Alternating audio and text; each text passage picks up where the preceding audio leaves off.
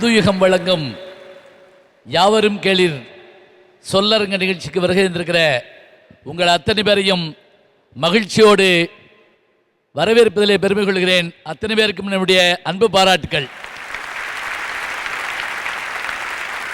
இந்த அருமையான வளாகத்தை எங்களுக்கு தந்த உதவி ஒரு இளைய சமுதாயத்துக்கு வழிகாட்டியாக திகழ்கிற இந்த அருமையான கல்லூரியினுடைய தாளாளர் வணக்கத்திற்குரிய வீரமுருகமையா அவர்களுக்கு என்னுடைய அன்பான வாழ்த்தையும் வணக்கத்தையும் தெரிவித்துக் கொள்கிறேன்.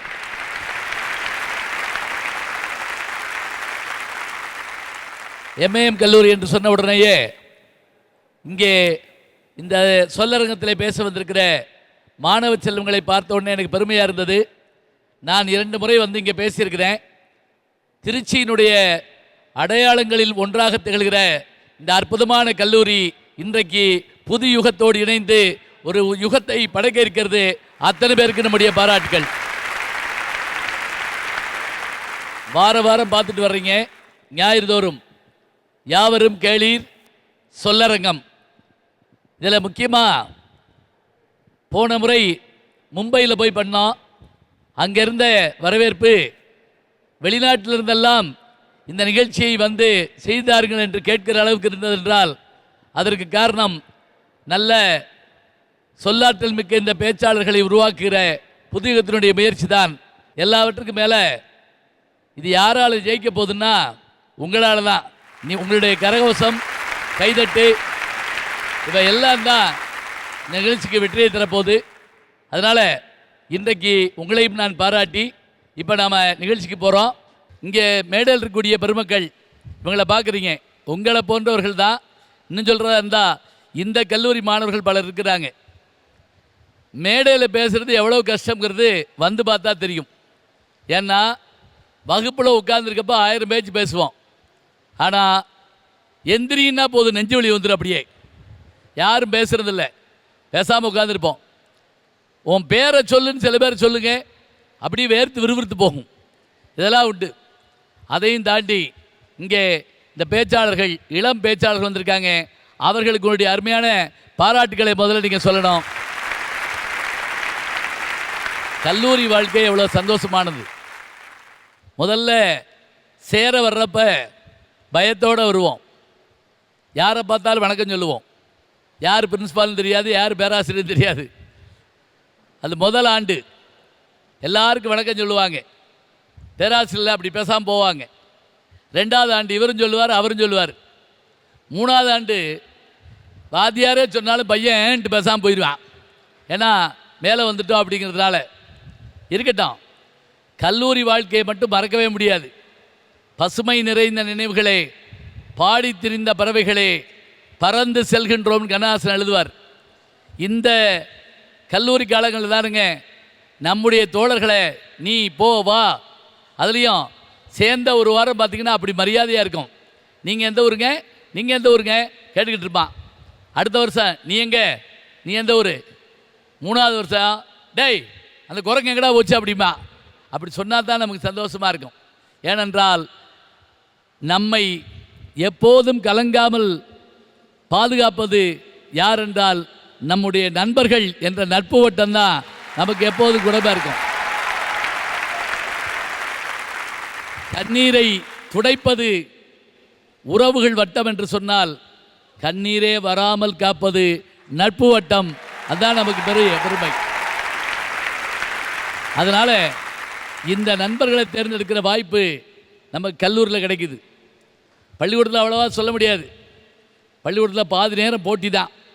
அதுலேயே அந்த நல்லா படிக்கிற பையனை காமிச்சு அடிப்பாங்க. பார்த்துருக்கீங்களா? பாரு, அவன்லாம் அப்படி படிக்கிறான், இவன்லாம் அப்படி படிக்கிறான். இங்கே அப்படி இல்லை. இங்கே ஒரு மகிழ்ச்சியான வட்டம். இதுதான் தீர்மானிக்கிற காலம். இப்போ இன்றைய சொல்லரங்கத்தினுடைய தலைப்பு என்ன அப்படின்னா, இன்றைய இளைய சமுதாயம் யார் வழியை பின்பற்ற வேண்டும்னு ஒரு கேள்வி கேட்டு, பின்பற்ற வேண்டிய வழி பெற்றோர்கள் வழியே, பேரறிஞர்கள் வழியே, என் வழி தனி வழியே. இதான் இன்னைக்கு 3 தலைப்பு. இன்றைய இளைய சமுதாயம் பின்பற்ற வேண்டிய வழி பெற்றோர்கள் வழி, பேரறிஞர்கள் வழி, இல்லை என் வழி தனி வழி இதைத்தான் பேச இருக்கிறாங்க. இது அவங்க பேசுகிறாங்கன்னு நான் சொல்ல மாட்டேன். உங்களுக்குள்ளேருந்து ஒவ்வொருத்தரும் பேச போகிறீங்க. பெற்றோர்கள் சொல்கிறப்ப அந்த பெற்றோர்கள் யார் நமக்கு தெரியும். நம்ம அப்பா, நம்முடைய அம்மா, நம்முடைய குடும்பம், இதுக்கு ஈடணியாக உலகத்தில் எதையும் சொல்ல முடியாது. அதுதான் சாதாரண பள்ளிக்கூடத்தில் சொல்லிக் கொடுப்பாங்க.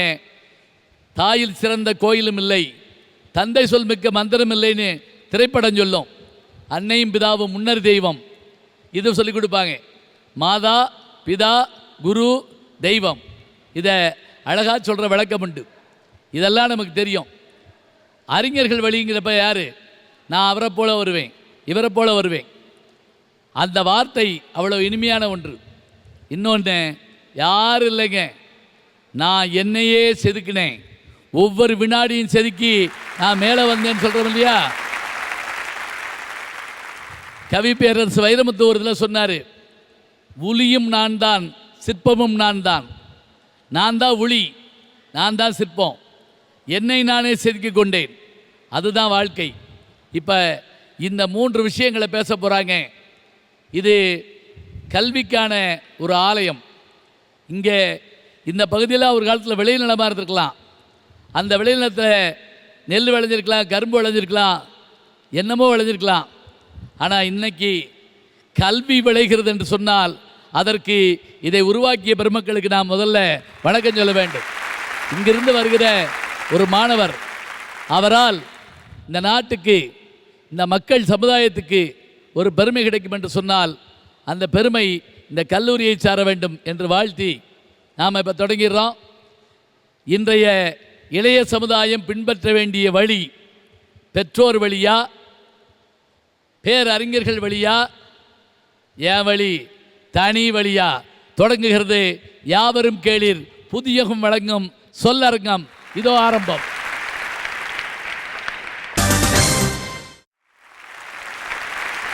எல்லா மொழிகளிலும் கவிதை எழுத முடியும், ஆனால் கவிதையே ஒரு மொழியாக இருக்கிறது என்றால் நம் தாய்மொழியாக தமிழ் மொழியே. தமிழுக்கு என் முதல் வணக்கம்.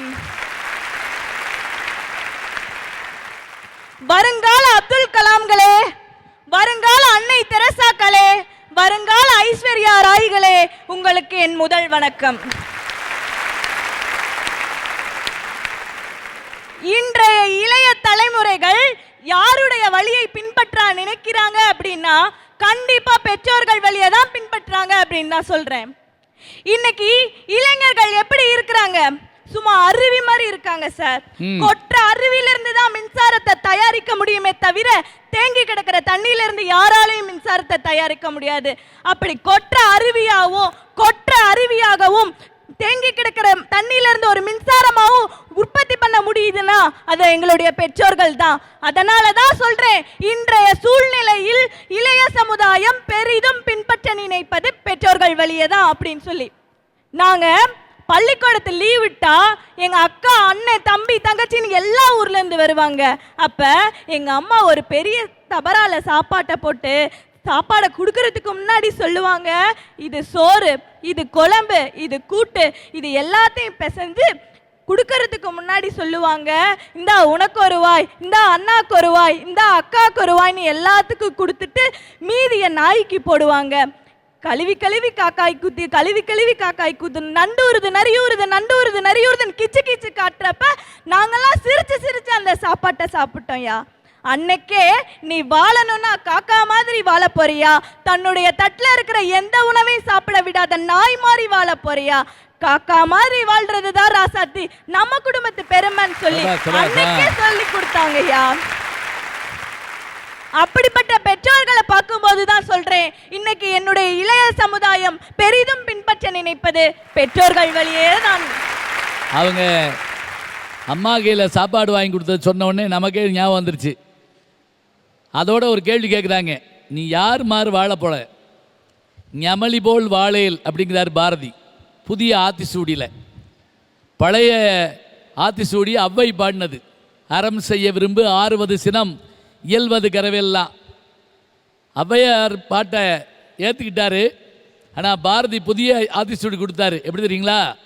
அந்த அம்மா அறம் செய்ய விரும்புச்சுனாரு சொல்லிச்சு. இவர் சொன்னார், அச்சம் தவிர் ஆண்மை தவறேல். அதில் ஞமலி போல் வாழேல்னா என்னன்னா, நாய் ஒன்று நன்றி உள்ளது நமக்கு தெரியுங்க. ஆனால் இந்த உலகத்தில் பாருங்க, எந்த உயிரினமும் இல்லாத ஒரு ஆச்சரியம் அதுகிட்ட இருக்கும். அது இனத்தை பார்த்தாலே அதுக்கு பிடிக்காது. ஒரு நாய் யானையை பார்த்தா குலைக்குதோ இல்லையோ, குரங்கை பார்த்தா குலைக்குதோ இல்லையோ, இன்னொரு நாயை பார்த்தா விடாது. அப்போ அப்படிப்பட்ட தன் இனத்தையே வெறுக்கின்ற அந்த நாய் போல வாழ விரும்புகிறாயா, அல்லது எது கிடைத்தாலும் தன் இனத்தோடு கூடி வாழ வேண்டும் என்று நினைக்கிற காகம் போல் வாழ நினைக்கிறாயா என்று உணவோடு சேர்த்து அறிவை ஊட்டுகின்ற பெற்றோர்கள் வழிதான் எங்கள் வழின்னு அவங்க ரொம்ப அழகாக சொல்லியிருக்காங்க. அடுத்து ஐயா, இன்றைய இளைய சமுதாயம் பின்பற்ற நினைப்பது பேரறிஞர்களின் வழியே. காரணம் என்னன்னா, ஒரு பெற்றோர்கள் மறைஞ்சிட்டாங்க அப்படின்னா அவர்களுடைய குழந்தைங்க அழுவாங்க. அந்த வீட்டு குழந்தைங்க அழுவாங்க, அவர்களுடைய குடும்பத்தினர்கள் அழுவாங்க, அவங்களுடைய சொந்த பந்தங்கள் உற்றார் உறவினர்கள் அழுவார்கள். தனியொரு இளைஞன் என் வழி தனி வழின்ற பாதையில போய் அவன் மறைஞ்சிட்டான் அப்படின்னா அவனுடைய நண்பர்கள் 4 பேர் அழுவாங்க. ஆனால் அப்துல் கலாம் என்ற ஒரு பேரறிஞர் இறந்ததனால் இந்த நாடே ஒன்று கூடி அழுதுச்சு இல்லைங்கயா. அது அல்லவா ஒரு பேரறிஞனுக்கு கிடைக்கக்கூடிய மரியாதை. அறிஞர் அண்ணாவின் இறப்பு செய்தி கின்னஸ் புத்தகத்தில் இடம் பிடிக்கவில்லையா? அது அல்லவா ஒரு பேரறிஞனுக்கு கிடைக்கக்கூடிய மாலை, மரியாதை, வெற்றி, அந்தஸ்து, புகழ், பெருமை. இன்னும் ஒரே ஒரு உதாரணம் சொல்ல விரும்புறேன். 21ஆம் நூற்றாண்டின் இறுதியில் அனைத்து மக்களாலும், உலகத்தில் உள்ள அனைத்து மீடியாக்களாலும் உச்சரிக்கப்பட்ட ஒரு பெயர். இந்த நூற்றாண்டின் ஈடு இணையற்ற போராளி, நோபல் விருது, ஆஸ்கர் ஆஃப் லெனின் விருது, நேரு சமாதான விருது, பாரத ரத்னா என்று தன்னுடைய வாழ்க்கையில 260க்கும் மேற்பட்ட விருதுகளையும் கௌரவங்களையும் உலகின் பல நாடுகளிடமிருந்து பெற்ற ஒரு ஒப்பற்ற தலைவன். கருப்பு இன மக்களின் விடுதலைக்காகவும், தன்னுடைய நாடு முன்னேற வேண்டும், வளர்ச்சி பாதையை அடைய வேண்டும் என்பதற்காகவும் தன்னுடைய வாழ்க்கையில் ஓரிரு வருடங்கள் அல்ல 27 வருடங்கள் சிறையில் கழித்து நிறவெறியும், மொழிவெறியும், இனவெறியும், மதவெறியும் கொண்ட ஆங்கிலேயர்களுக்கு எதிராக தன்னுடைய மக்களை காப்பதற்காக 1/4 நூற்றாண்டு காலத்தை தன்னுடைய வாழ்க்கையில் சிறையில் கழித்த ஒரு தலைவன். இன்னமும் சொல்ல போனா, உலகத்திலேயே அன்னைக்கு ஏழைகள் அதிகமாக வாழக்கூடிய நாடு என்று சொல்லக்கூடிய அந்த நாட்டை இன்னைக்கு செம்மையான நாடு, செழுமையான நாடு, வளமான நாடு, வல்லரசான நாடு என்று சொல்லும் அளவிற்கு மாற்றி காட்டி கருப்பு இன மக்கள் வாழ்வதற்கே தகுதி இல்லை என்று சொன்ன அந்த நாட்டை இன்று கருப்பு இன மக்கள் ஆழம் அளவிற்கு உயர்த்தி காட்டியது நெல்சன் மண்டேலா அவர்கள். அந்த ஒரு பேரறிஞன் காட்டிய வழிதாயா இன்றைய இளைஞர்கள் பின்பற்றி கொண்டிருக்க வழி. இன்னைக்கு காலையில ஒரு செய்தி படிச்சுங்கய்யா. என்ன செய்தினா, ஒரு ஓட்டுநரினுடைய மகன் பாகிஸ்தான்ல பிறந்து வளர்ந்து இங்கிலாந்து குடிபெயர்ந்துட்டாரு. ஆனா இன்னைக்கு கோல்டு ஸ்மித் என்ற ஒரு இங்கிலாந்து அறிஞரையே தேர்தலில் தோற்கடித்து இன்று லண்டனின் மேயராக இருந்து 56% வாக்குகள் வித்தியாசத்தில் மேயராக பதவியேற்றவர் சாதிக் கான் என்ற ஒரு இளைஞர், பாகிஸ்தானை சேர்ந்தவர். முதல்ல நம்மையே ஆண்ட அந்த ஆங்கில இனத்தை அடக்கி ஆள்வதற்காக வந்ததை போல அவர் வந்திருக்கிறார்னா எத்தகைய அறிஞர் பாருங்க. அந்த ஒரு அறிஞன் காட்டிய வழிதான் இன்று ஒவ்வொரு இளைஞனும் வழிநடத்தி முன்மாதிரியாக எடுத்து செல்லும் வழி என்று சொல்லி நிறைவு செய்கிறேன். நல்ல வார்த்தை அவர் சொன்னார் பாருங்க. நெல்சன் மேண்டலா பற்றி சொல்ற போதே நமக்கு ரொம்ப ஆச்சரியமா இருக்குது. ஜெயிலுக்கு காலையில் போயிட்டு மத்தியானம் வர்றவங்கள பார்க்குறோம். சில பேர் வந்துடுறேன்ட்டு போகிறாங்க. ஆனால் 27 ஆண்டு காலம், இந்த 27 ஆண்டு காலம் அவர் என்ன ஆனார்னு உலகத்துக்கு தெரியாது. ஆனால் வெளியில் வந்தபோது தான் அது ஒரு பெரிய ஆச்சரியமாக மலர்ந்தது. அவருடைய முயற்சியெல்லாம் தான், அவருடைய வளர்ச்சியெல்லாம் தான் அமெரிக்காவில் இன்றைக்கு ஒபாமா ஆட்சி அமைக்கிறார்னு சொன்னால் அந்த இன மக்கள் ஒடுக்கப்பட்டவர்கள் ஒரு காலத்தில். ஆனால் இன்றைக்கு உலகம் அவர்களை பின்பற்றுகிறது என்றால் அது பேரறிஞர்கள் வழி. தமிழை காக்க நீ யார் என்று கேட்டால் தமிழன் என்று சொல்லாதே, மனிதன் என்று சொல். ஏன்னா இந்த உலகத்துல தோன்றிய முதல் மனுஷன் தமிழன் தான். ஐயா, இங்கு கூடியுள்ள அனைவருக்கும் இந்த கொங்கு தமிழச்சியோட அன்பான வணக்கத்தை சொல்லிட்டு என்ன செலங்களா தெரிக்க விடலாமா? வெள்ளையா இருக்கிறவங்க எல்லாம் பொய் சொல்ல மாட்டாங்க அப்படின்னு வெள்ளையா இருக்கிறவன் சொல்லுவான். கருப்பா இருக்கிறவங்க எல்லாம் பொய் சொல்ல மாட்டாங்கன்னு கருப்பா இருக்கிறவங்க சொல்லுவாங்க. வெள்ளையா இருக்கிறவங்க பொய் சொல்லுவாங்களா இல்ல கருப்பா இருக்கிறவங்க பொய் சொல்லுவாங்களான்னு எனக்கு தெரியாது. ஆனா பார்க்க சமந்தா மாதிரி இருக்கிற நான் என்னைக்குமே பொய் சொல்ல மாட்டேங்கயா. பாத்தீங்களா, பார்க்க சம்பந்தா மாதிரி இருக்கக்கூடிய அவங்க ஒருபோதும் பொய் சொல்ல மாட்டாங்களா? ஆமாங்கய்யா. இதுவே நல்ல உண்மையான வார்த்தை. ஏன் என்கிட்ட வந்து 1 கோடி ரூபாய் உனக்கு தரமா நீ பொய் சொல்றியாமா அப்படின்னா முடியவே முடியாது. ஐ காண்ட் அப்படின்ட்டுருவேன். ஏன்னா நமக்கெல்லாம் பொய் சொல்லி தான் பொழப்பு நடத்தணுங்கிற வழி இல்லைங்கயா. அதனால பொய்யே பேசாத. நான் சொல்றேங்கயா, இன்னைக்கு இருக்கிற இளைஞர்கள்லாம் எந்த வழியை தெரியுமா தேர்ந்தெடுக்கிறாங்க? என் வழி தனி வழி அப்படிங்கிற. ஏன் மின்னலை பார்த்தா கண்ணு போயிடும், பார்க்காம இருந்தா அந்த மின்னலே போயிடும். அவ்வளவுதான் வாழ்க்கை.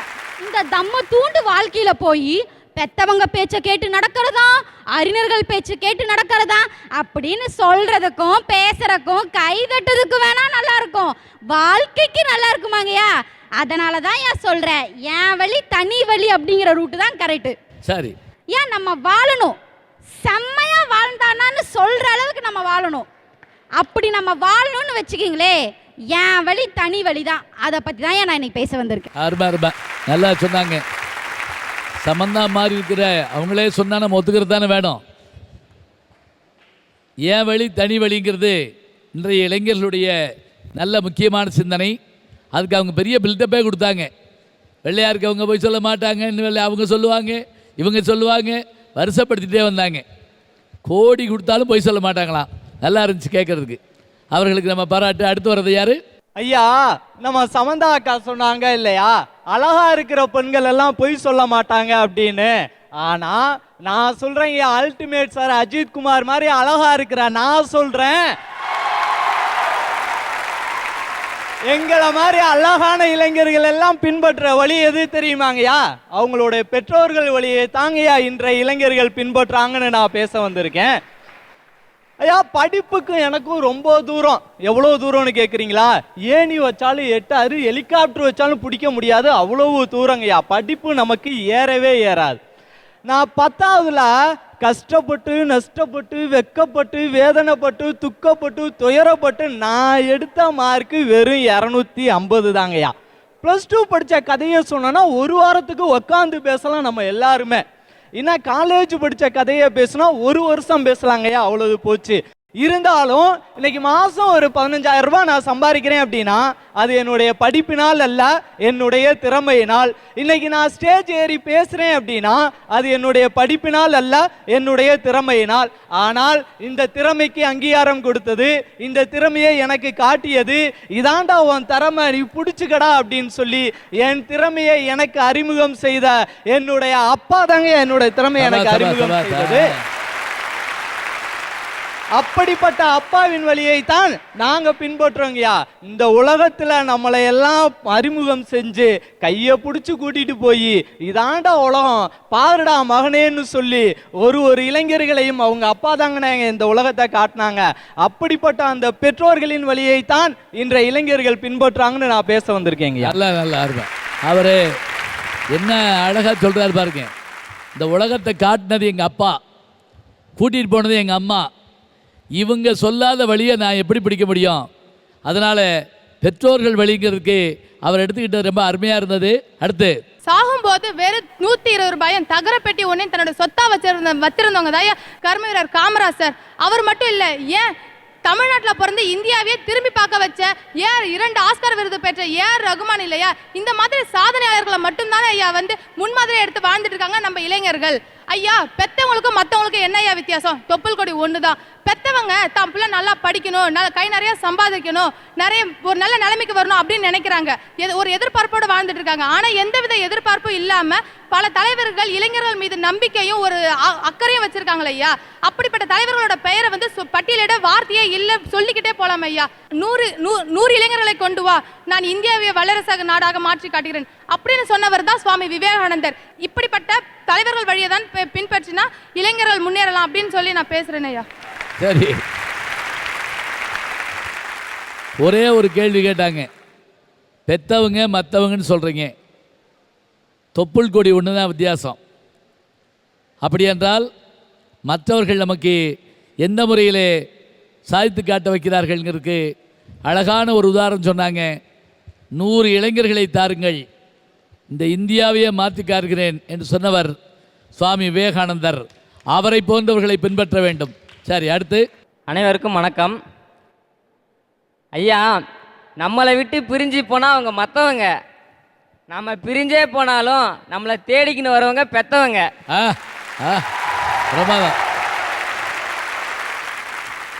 இதுதாங்க ஐயா பெற்றவங்களுக்கும் மற்றவங்களுக்கும் உள்ள வித்தியாசம். ஐயா, சின்ன வயசில் நம்மளை இது தப்பு, இது பண்ணாத, இது கெட்டது, இது சாப்பிடாத, இது நெருப்பு, தொடாத, தொட்டா சுடும், இந்த வழியில் போகாத, உன் வாழ்க்கை நல்லா இருக்காதுன்னு கொட்டி கொட்டி வளர்த்தவங்க பெற்றவங்க. இப்போ அக்கா சொன்னாங்க, அண்ணன் சொன்னாங்க, எத்தனையோ தலைவர்கள், எத்தனையோ அறிஞர்கள், எத்தனையோ புத்தகங்களையும் நிறைய நூல்களையும் எழுதி வச்சு போயிருக்காங்க. நான் படிச்சிருக்கேன், ஏற்றுக்கிறேன். ஆனால் இன்னைக்கு என் கூட என் பக்கத்தில் நான் நல்லா இருக்கணும்னு நினைக்கிற பெற்றவங்க வழியில் போகிற சந்தோஷத்தை விட வேறு சந்தோஷம் எனக்கு பெருசாக தெரியலைங்க ஐயா. அதனால தான் சொல்கிறேன், என் வழி பெற்றவங்க வழி. அதனால தாங்க ஐயா நான் பெற்றவங்க வழியை பின்பற்றுவேன். எல்லாரும் அதை பற்றி தான் பேச வந்திருக்கேன். சபாஸ், நல்லா இருக்கு. பாருங்க, மற்றவங்க பிரிஞ்சு போயிடுவாங்க, ஆனால் நாம் பிரிஞ்சு போனாலும் திரும்பவும் நம்மளை கூப்பிட்டு வச்சுக்கிறது யாருன்னா நம்மளை பெற்றவங்க தாங்கிறத ரொம்ப அழகாக சொல்லியிருக்காரு. முத்து கடல் பதித்து 3 நதி வளர்த்து கட்டுக்கலை மிகுந்த என் தாயகமே, கற்றங்கடல் மீது கரங்களில் விளையாடும் காவலன் தென்பாண்டி வையகமே, நதியில் விளையாடி தன்றல் மடியில் தவழ்ந்த தமிழ்த்தாயின் தலைமகன் கூத்தன் இருந்தான், குரலரசன் அங்கிருந்தான், வார்த்தையை தமிழுக்கு வழங்கிய தமிழ்வேந்தன் கம்பன் இருந்தான், வயதான தமிழ்பாட்டி அவ்வை இருந்தாள், அரசின் குதூகலமாய் ஊரறிய புடைசூட நாடறிந்த புகழேந்தி அங்கிருந்தான், நக்கீரன் அண்ணாத நம்தலை ஒன்சாத்தான், மோகூர் மசாத்தி சிலம்பரதத்த பொன் மூவருமே காத்து நின்ற வாளங்கு, காவலனை நான் நம்பி பாட்டெடுத்த அவன் தம்பி எத்துணை பேர், அத்துணை பேரும் சேர்த்து யாப்புலா பாடலனும் யாம்பெரும் கவிதையனும் மாப்பிளா போல் மடியில் வாங்கி காப்புலா தமிழர் நெஞ்சில் காலமலாம் வீற்றிருக்கும் மூப்புலா தமிழாம் முத்தமிழுக்கு என் முதல் வணக்கம்.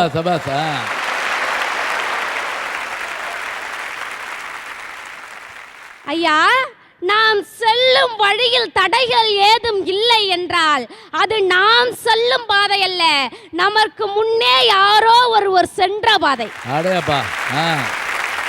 இன்னைக்கு எங்களை மாதிரி இளைஞர்களா இருக்கிற யாரோ இன்னொருத்தவங்க போன பாதையில போகணும்னு ஆசைப்படுறதே கிடையாது. எங்களுக்கான ஒரு வழியை நாங்க உருவாக்கி எங்க வழியில வேணா இன்னும் 4 பேர் வரலாம் தான் ஆசைப்படுவோம்.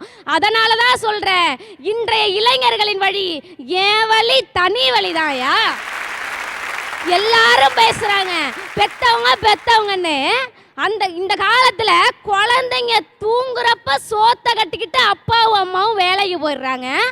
குழந்தை தூங்குனதுக்கு அப்புறம் 2 பேரும் வீட்டுக்கு வராங்க.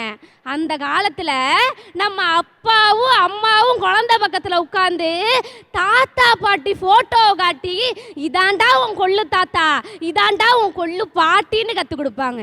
இந்த காலத்துல தாத்தாவும் பாட்டியும் வீட்டுல உட்காந்துக்கிட்டு இதுதாண்டா உன்னை பெத்த அம்மா, இதுதாண்டா உன்னை பெத்த அப்பா, இப்படிப்பட்ட பெத்தவங்கள ஐயா எங்களுக்கு வந்து வழிகாட்ட போறாங்க. அடுத்து பாருங்க, எல்லாரும் பேரறிஞர்கள். இந்த காலத்துல இருக்க அறிஞர்கள் எல்லாம் பேரறிஞர்கள் இல்லை, பேருக்குத்தான் அவர்கள் அறிஞர்கள். பேரறிஞர்கள் நீங்க எந்த பேரறிஞர்களை வேணுமோ எடுத்துக்கோங்களேன். அந்த பேரறிஞர்கள் யாரும் தனக்கான ஒரு ரோல் மாடல் வழிகாட்டியா யாரையும் வச்சிருக்க மாட்டாங்க.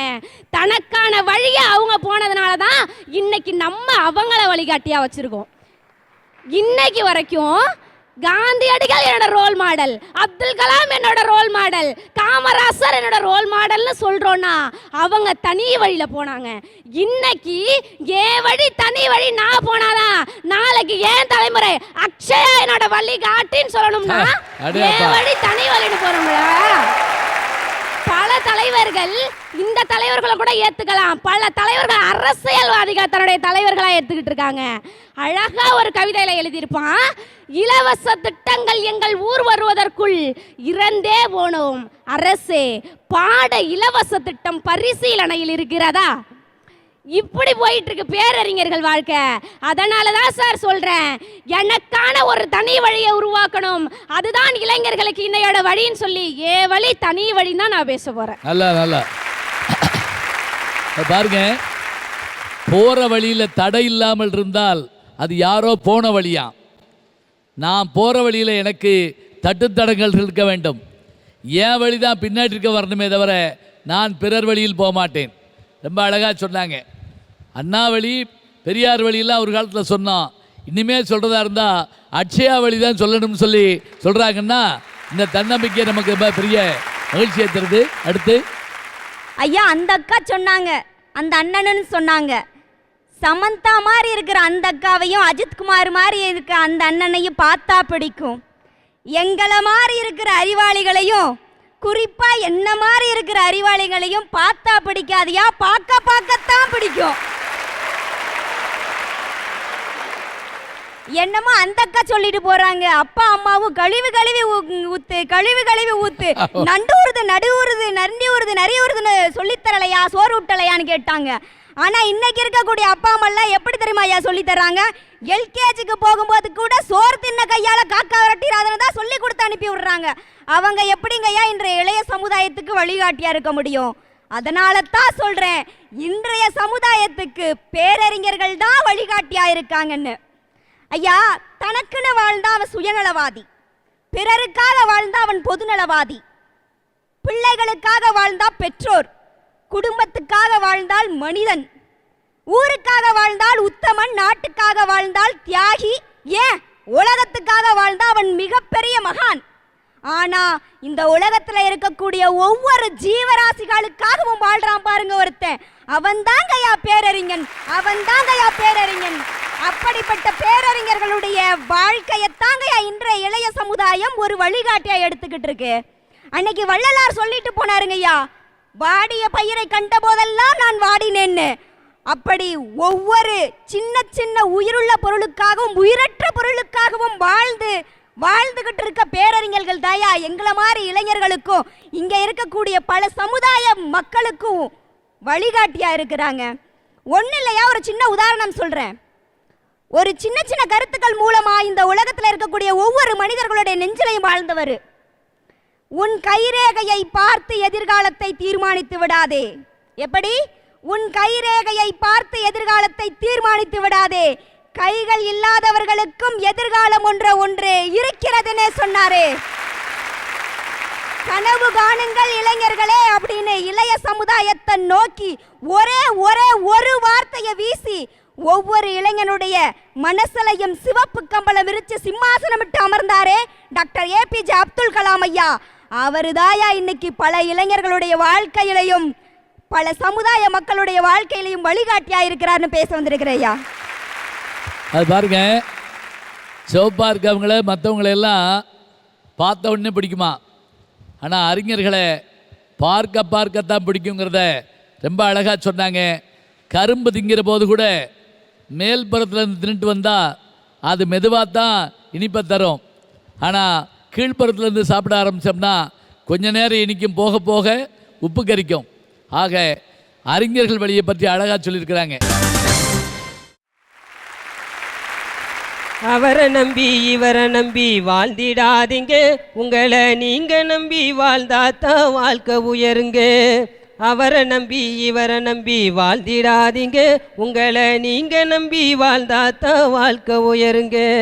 கிளிச்சோசியக்காரன் பேச்ச நம்பிடாதீங்க, கிளிச்சோசியக்காரன் பேச்ச நம்பிடாதீங்க, அவன் கிளிய நம்பி வாழுகிறான் மறந்திடாதீங்க, அவன் கிளிய நம்பி வாழுகிறான் மறந்திடாதீங்க.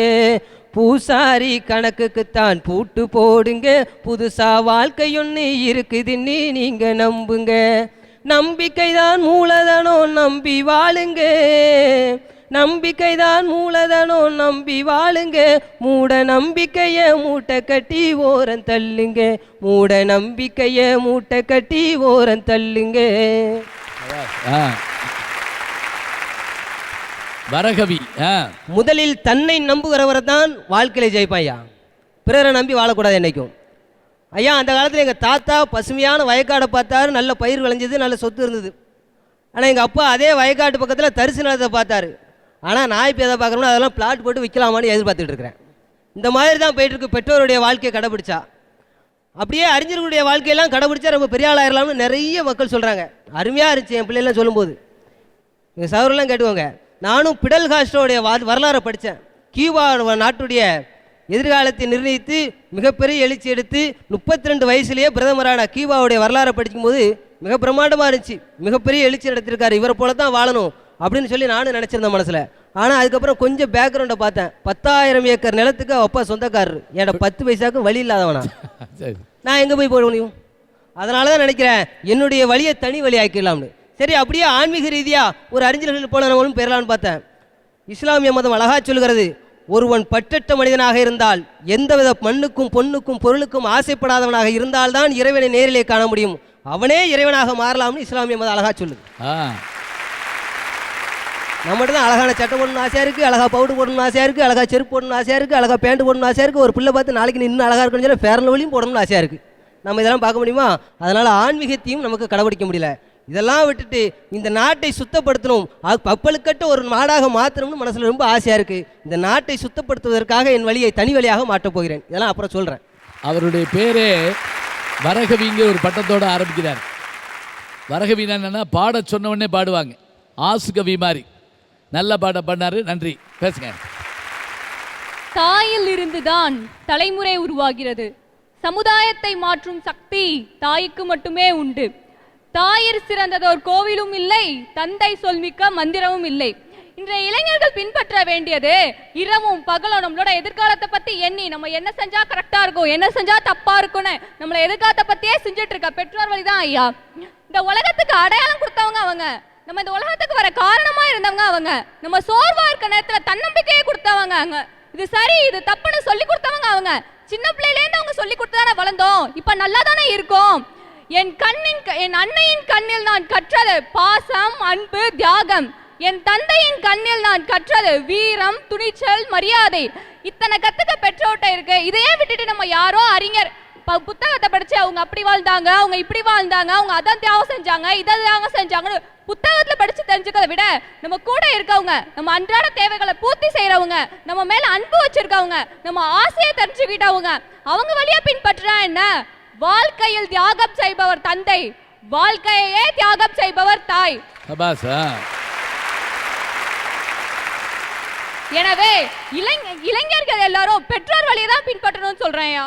பெற்றோர் வழிக்காக சொல்ற பாருங்க, வாழ்க்கையில் தியாகம் செய்வது தந்தைனா வாழ்க்கையவே தியாகம் செய்பவள் தாய் அப்படிங்கிறாங்க. பாராட்டுக்கள். வரலாறு படிக்காதவன் வரலாறு படைக்க முடியாதுன்னு பேரறிஞர் அம்பேத்கர் சொல்லியிருக்காரியா. இன்னைக்கு பெற்றோர் வழியில போறேங்கிறவங்களும் ஏன் வழி தனி வழின்னு போறவங்களும் வரலாறு படிக்கிறவங்க. ஆனா பேரறிஞர் வழியா போற நாங்க தான் வரலாறு படைக்கிறவங்க. ஐயா, ஒரு வருஷத்துக்கு முன்னாடி ஒரு கவியரங்கத்துல பேசுறதுக்கான வாய்ப்பு எனக்கு கிடைச்சிச்சியா. தமிழ்நாட்டோட மிகப்பெரிய பெண் கவிஞர் ஒருத்தவங்க பேச வேண்டிய மேடை, அது என்னுடைய பேராசிரியர் மூலமா எனக்கு கிடைச்சிச்சு. அவ்வளோ பெரிய பெண் பேச்சாளர் பேசுற இடத்துல இவ்வளோ சின்ன பொண்ணா அப்படின்னு எல்லாரும் என்ன ஆச்சரியமா பார்த்தாங்க. தலைப்பு என்னன்னு கேட்டீங்கன்னா ராவணனின் காமத்தி. எனக்கு ராமாயணமும் சரி மகாபாரதமும் சரி கவிதை எழுதுற அளவுக்கெல்லாம் தெரியாது. ஆனா ராவணன் மேல எனக்கு ஒரு தீராத காதல் உண்டு. அதனால ஈஸியா நம்ம பேசிடலாம்னு சொல்லி மேடைக்கு போனேன். அந்த நிகழ்ச்சியோட அமைப்பாளர் என்னை பார்த்து கேட்டாரு, ஏமா அதுக்குள்ள எல்லாத்தையும் தயார் பண்ணிட்டீங்களான்னு கேட்டாரு. நான் சொன்னேன் தயார் பண்ணிட்டேங்கயான்னு. ஓ, ஒரே நாள்ல நீங்க ராமாயணத்தையே கரைச்சு குடிச்சிட்டீங்க அப்படின்னு என்னை பார்த்து கேலியா ஒரு வார்த்தை கேட்டாரு. என்னோட சிரிப்பை மட்டுமே அவருக்கு பதிலா சொல்லிட்டு நான் மேடை ஏறி போனேன். நான் கவியரங்கத்துல கவிதை வாசிச்சுட்டு கீழே இறங்கி வரும்போது அன்னைக்கு நடுவரா இருந்த அப்துல் காதர் ஐயாவும் அங்க வந்திருந்த ராமச்சந்திரன் ஐயாவும் சொன்னாங்க, உன்னுடைய முதல் மேடை இன்னைக்கு வெற்றிகரமா முடிஞ்சதுமா அப்படின்னு சொன்னாங்க. என்னோட வாழ்க்கையில் அங்க நான் பட்ட அவமானங்களை எல்லாம் நினைச்சு நான் ஒரு மூலையில உட்கார்ந்துருந்தேன்னா அவ்வளவு பெரிய மனிதர்களுடைய வாயிலிருந்து எனக்கு நிச்சயம் பாராட்டு கிடைச்சிருக்காது. இப்படிப்பட்ட தன்னம்பிக்கை எனக்கு சொல்லிக் கொடுத்தது பேரறிஞர் அம்பேத்கர் தாங்க. இன்னைக்கு நாமெல்லாம் பள்ளிக்கூடம் படிச்சிருப்போம் சின்ன வயசுல. என்னைக்காவது பள்ளிக்கூடத்துல தனியா கோணி பையில நம்மெல்லாம் உட்காந்துருக்கோமா? ஆடு மாடு நாய் பன்னி பூனைன்னு எல்லாமே தண்ணி குடிக்கிற குளத்துல நம்மெல்லாம் தண்ணி குடிச்சதுக்காக அங்கேருந்து விரட்டி அடிக்கப்பட்டிருக்கோமா? சலூன் கடைக்கு போய் முடி வெட்டிட்டு இருக்கும் போது பாதி முடி வெட்டினதோட என்னைக்காவது அடிச்சு துரத்தப்பட்டிருக்கோமா நம்மெல்லாம்? இதெல்லாம் விடுங்க. அமெரிக்காவுக்கு போய் படிச்சு பட்டம் வாங்கிட்டு இந்தியாவில் வந்து ஆபீசரா இருந்ததுக்கு அப்புறம் தாழ்த்தப்பட்ட இனத்தை சேர்ந்தவன்ற ஒரே ஒரு காரணத்துக்காக நமக்கு கீழே வேலை பார்க்கறவன் நம்மளை இலக்காரமா பேசியிருக்கானா? நிச்சயமா நமக்கெல்லாம் அப்படி நடந்திருக்காதுங்க. ஏன்னா அப்படியெல்லாம் நம்ம சந்திச்சிருந்தோம்னு வச்சுக்கங்க, இன்னைக்கு வாழ்க்கையில அடுத்த கட்டத்தை நோக்கி நம்ம நகர்ந்திருக்க மாட்டோம். ஆனா அப்படிப்பட்ட அவமானங்களையும் அசிங்கங்களையும் தாண்டி சாதிச்சவர் தான் பேரறிஞர் அம்பேத்கர்.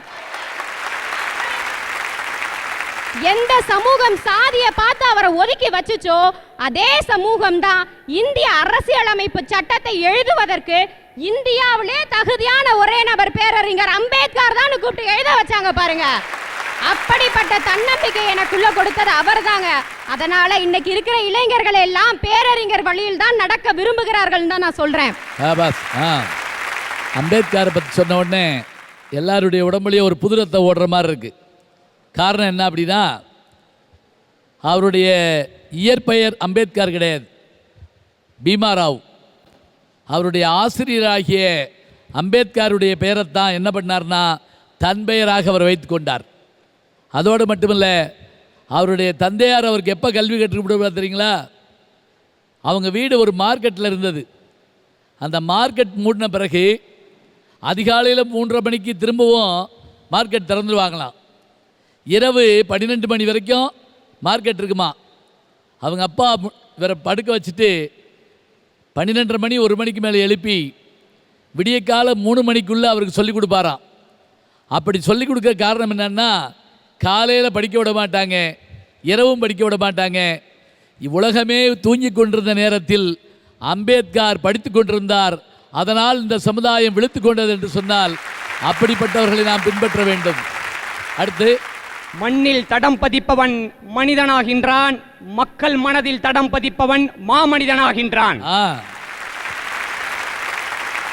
ஐயா, இன்றைய இளைஞர்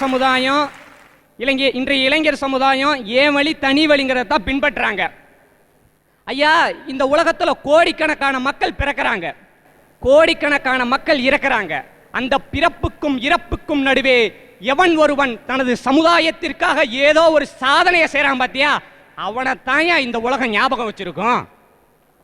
அந்த கோடிக்கணக்கான மக்கள் மத்தியில அவன் தனி ஒருவனா தெரிவான். அந்த மாதிரி நானும் கோடிக்கணக்கான மக்கள் மத்தியில தனி ஒருவனா தெரிந்து இந்த தேசத்திற்கும் இந்த சமுதாயத்திற்கும் ஏதோ ஒரு சாதனையை செய்யணும் தாயா நான் இருக்கேன். ஐயா, நான் ஏன் மற்றவங்களை பின்பற்றணும்? எனக்குன்னு ஒரு கொள்கை இருக்கக்கூடாதா? எனக்குன்னு ஒரு கோட்பாடை வச்சுக்க கூடாதா? என் பெற்றோரிடம் இருந்து அன்பையும் ஆதரவையும் நான் பெறுவேன். பேரறிஞர்களிலிருந்து சில படிப்பினைகளை நான் பெற்றுக்கொள்வேன். எடுத்துக்காட்டுக்கு அப்துல் கலாம் ஐயாவிடமிருந்து அறிவை நான் எடுத்துக்குவேன். பேரறிஞர் அண்ணாவிடம் இருந்து அந்த பேச்சாற்றலை நான் எடுத்துக்கொள்வேன்.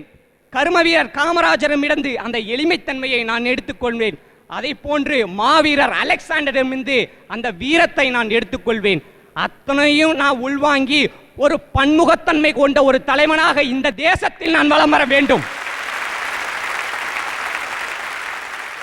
ஏன் நம்ம மற்றவங்களை பின்பற்றணும்? அடுத்து வரும் இளைஞர் சமுதாயம் என்னை ஒரு எடுத்துக்காட்டாக எடுத்துக்கிட்டுமே. அப்படின்னா உன்னுடைய குறிக்கோள் தான் என்னன்னு நீங்க கேட்குறீங்களா? உன்னுடைய லட்சியம் தான் என்னன்னு கேட்குறீங்களா? என்னோட லட்சியம் என்னன்னு தெரியுமா? இறைவன் நாடினால் இந்திய பிரதம மந்திரியாக வருவதே என்னோட லட்சியமாக இருக்கின்றது.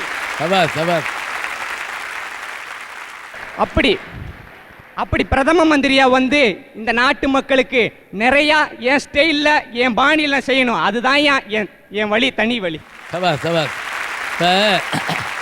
நம்ம பள்ளிக்கூடத்தில் படிக்கிறப்ப ஒரு கட்டுரை போட்டி வைப்பாங்க. நான் பிரதம மந்திரி ஆனால் அப்படின்னு கேட்பாங்க. If I am the prime minister of India என்ன செய்ய போகிறோம்? இன்னைக்கு அவர் சொன்ன உடனே ஒரு பெரிய ஆச்சரியமாக இருந்தது. இது வரைக்கும் நம்ம கேள்விப்பட்டதில்லை.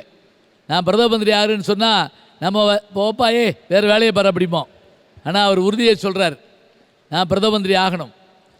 அதான் அழகாக சொல்லுவாங்க, வாத்தியார் சொன்னாராம், பிரதம மந்திரி ஆனால் கட்டுரை எழுது. எல்லாரும் எழுதியிருக்கான், நான் பிரதம மந்திரி ஆனால் ரோடு போடுவேன், வீடு கட்டுவேன் அப்படின்லாம். ஒரே ஒரு பையன் எழுதலையாம். வாத்தியார் கேட்டிருக்காரு, ஏண்டா நீ எழுதலையான்னாரு. நான் பிரதம மந்திரி ஆனால் நான் ஏன் கட்டுரை எழுதுறேன், நம்ம செக்ரட்டரி எழுதுறேன் அப்படின்ட்டானா. அவன் பிஏ எழுதிட்டு இருக்கானா, அவன் பிரதம மந்திரியாவே ஆயிட்டான்.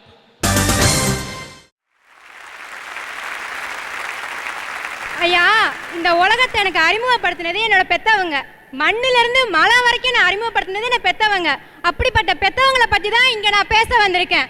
நான் பிறந்ததுலேருந்து நமக்கு நடக்க சொல்லி கொடுக்கறதுலேருந்து, பேச சொல்லி கொடுக்கறதுலேருந்து, அடுத்தவங்கள்ட்ட எப்படி நடந்துக்கணுங்கிற பண்பை சொல்லி கொடுக்கறதுலேருந்து, பெரியவங்களுக்கு எப்படி மரியாதை கொடுக்கணுங்கிற சொல்லி கொடுக்கறது வரைக்கும் நம்ம பெத்தவங்க தானுங்க. இதுவ 1000 வருஷத்துக்கு முன்னாடி திருவள்ளுவர் ஒரு குறள்ல அழகா சொல்லியிருக்காங்க. ஈன்ற பொழுதின் பெரிதுவக்கும் தன் மகனை சான்றோர் என கேட்ட தாய். இதற்கு உதாரணம் என்ன தெரியுமாங்க? இதுக்கு அர்த்தம் என்ன தெரியுமாங்க?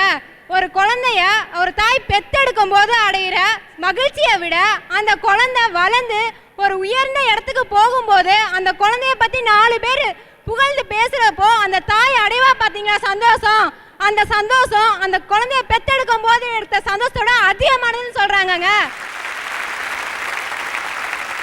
இங்க சொன்னாங்க அறிஞரை பின்பற்றோம், என் வழி தனி வழின்னு சொல்றாங்க. இப்போ இவங்க அறிஞர்களை பின்பற்றணும்னா இவங்களுக்கு 10ல இருந்து 15 வயசு ஆகுங்க அவங்கள பத்தி தெரிஞ்சுக்கிறதுக்கு.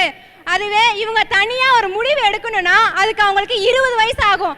அதுவே பிறந்த உடனே நமக்கு அறிமுகமாகிறது நம்ம பெத்தவங்க தான். அவங்க தான் நமக்கு முதல்ல தெரியும். அவங்கள பின்பற்றல நமக்கு என்னங்க இருக்கு?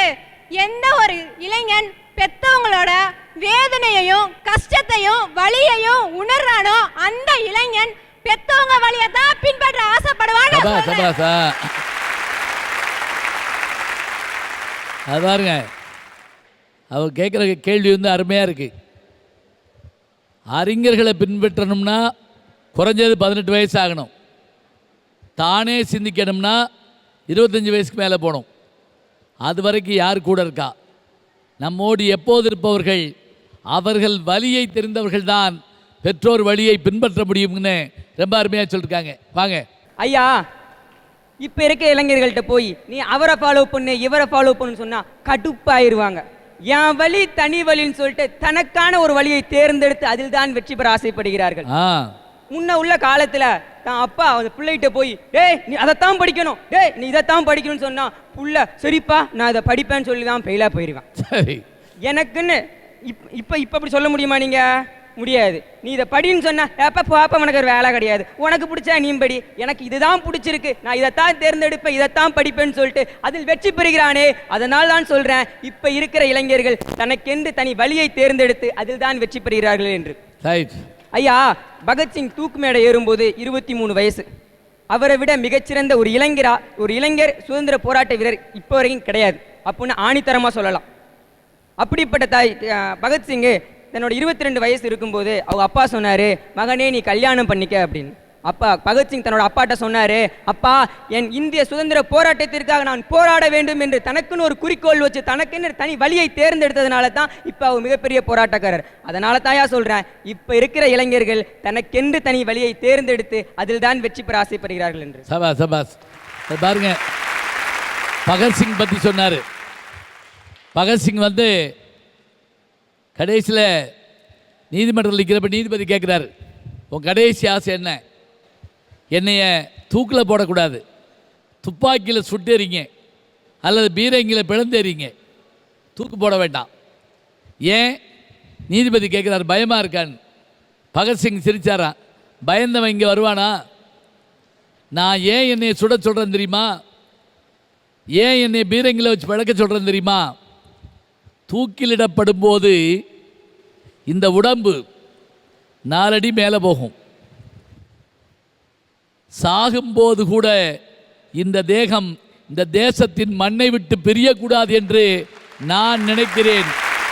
அதனால் என்னை சுடுங்கள், பிளந்தறியுங்கள் என்று சொன்னான். அழகா சொன்னார். கல்யாணம் பண்ணிக்கோன்னு சொல்லி அப்பா சொன்னபடி போயிருந்தா பகத்சிங் கிடச்சிருப்பாரா? பகத்சிங்க்கு ஒரு பிள்ளை கிடச்சிருப்பார், அவ்வளோதான். அப்படி என்றால் அவர்களுடைய வழியை அவர்களே தீர்மானிக்கிறார்கள். ரொம்ப அழகான ஒரு சுற்று முடிஞ்சிருக்குது. புதுயுகம் வழங்கும் யாவரும் கேளீர் நிகழ்ச்சியில் முதல் சுற்றிலே இன்றைய இளைய தலைமுறை பின்பற்ற வேண்டிய வழி எந்த வழி என்று ஒரு கேட்டு, பெற்றோர்கள் வழியா, பேரறிஞர்கள் வழியா, ஏன் வழி தனி வழியா, சொல்லரங்கம் விறுவிறுப்பாக சென்று கொண்டிருக்கிறது. இதன் தொடர்ச்சி அடுத்த வாரம்.